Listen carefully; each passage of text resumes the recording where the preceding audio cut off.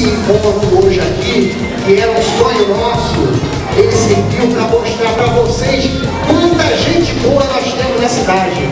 Em todas as modalidades, vocês vão ver daqui a pouco.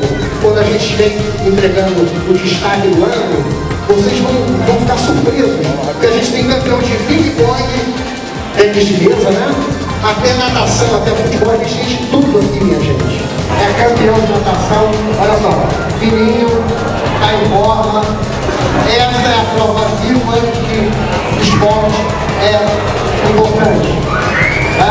Então eu acho que deve dizer para todo mundo no nosso brasileiro, faça o esporte, aquele esporte que ele faz, daqui a 2 anos, provavelmente nós vamos ter o campeão das Olimpíadas do Rio de Janeiro. É a profecia não, a gente está acompanhando a garotada aí, que sabe que tem muita gente boa. Mais uma vez, obrigado ao prefeito Luciano Mota, por ter criado esse sonho nosso, que era a Secretaria de Esporte Brasileira.